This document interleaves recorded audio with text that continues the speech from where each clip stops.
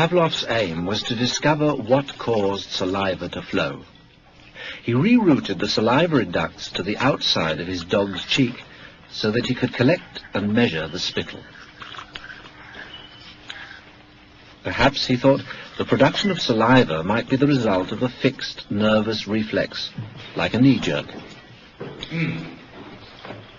5 минут 42,5 секунды. After taking many measurements of spittle, he confirmed that the dogs drooled automatically when their tongues touched food. He called the response the salivation reflex. 4,5. Хорошая собачка. Я предлагаю поменять собачку. But his work started to run into trouble. As his dogs became familiar with the experimental routine, they started to fill their cheek tubes before Pavlov had a chance to stimulate their tongues. The dogs were learning to anticipate food.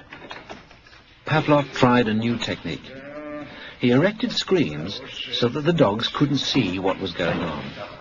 Before passing meat through the hatch, he introduced a stimulus that was totally unrelated to feeding. A ticking metronome.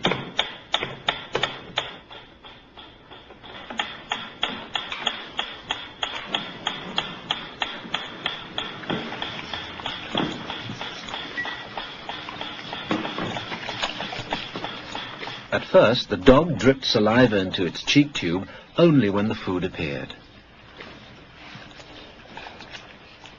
But after a number of trials, the dog began to connect the ticking with the arrival of meat.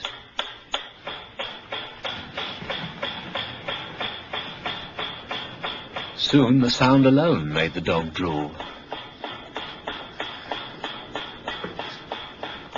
Eventually, the dog salivated as much to the ticking itself as it did originally to the presentation of food.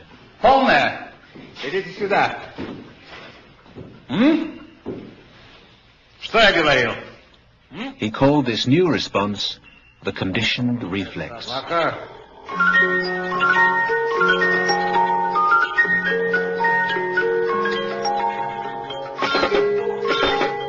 Whatever the stimulus, his dogs could soon be conditioned to produce saliva.